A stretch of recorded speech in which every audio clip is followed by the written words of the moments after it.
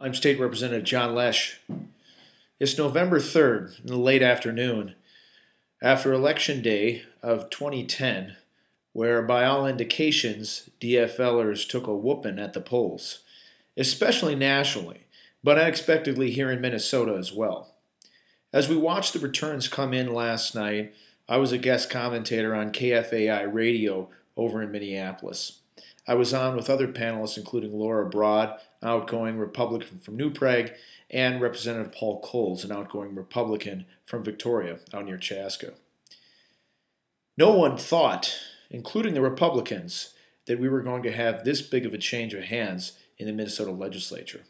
The governor's race was very close, with Governor Mark Dayton, Governor-elect Mark Dayton, anticipating having to go through a recount after having a lead of only about 8,800 votes.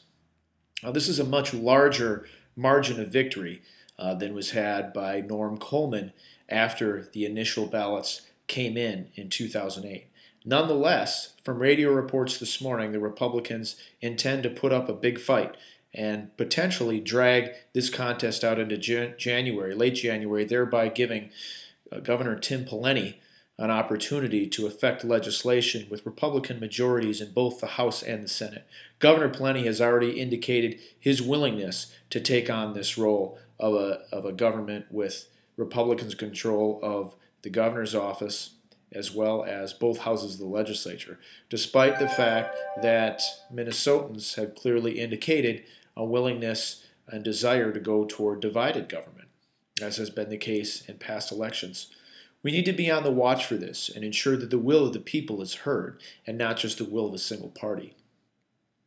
Nonetheless, Republicans are unprepared to assume control and command of their legislative bodies. They did not expect it, as was clear from the comments of Laura Broad and Paul Coles last night, as well as the comments from the incoming Republican senators today. Regardless, we as Minnesotans need to be prepared that they're aware we can't let them overstep their boundaries and overstep any mandate. Now, despite the fact that they won majorities for the first time in the history of the Minnesota Senate of partisan elections, as well as for the first time in 4 years, or 6 years rather, of elections in the Minnesota House, it still remains the fact that we have Mark Dayton in the governor's office for the first time we've elected a Democratic governor since 1986. You can help in this effort.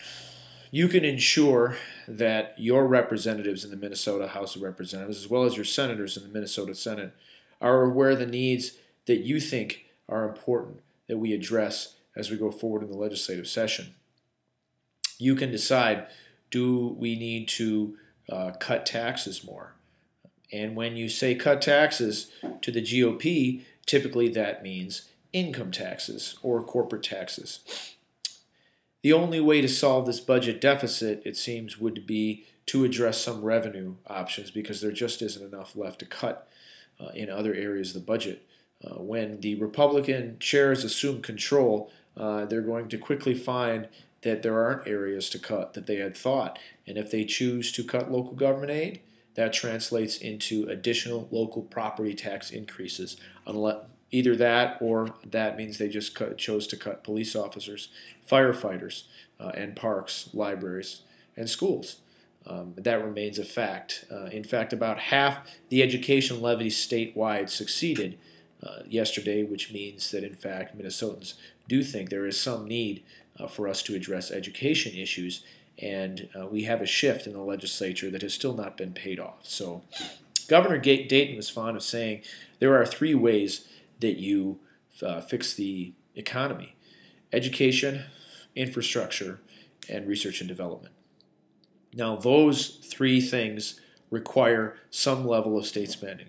You got to spend money on education, you got to spend money on infrastructure, 2 areas that we have ignored in Tim Pawlenty's tenure in office. Research and development, there have been efforts at tax credits to spur private sector research and development, but as we've seen, that has not translated into jobs in Minnesota. Those jobs have been offshored, sent to other countries for people to benefit from tax cuts received by Minnesota companies. that needs to be changed. And you can make your representatives, be they Democrat or Republican in the Minnesota House and Senate, know that that is unacceptable to you.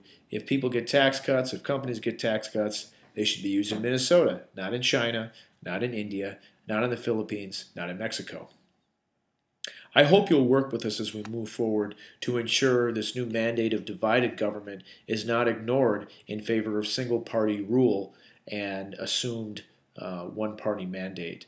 I look forward to working with you. It's going to be a tough few years if there's a refusal to accept the fact that we do have a serious problem in Minnesota and we can continue to do business as usual. Again, I look forward to your comments, suggestions, and appreciate your support.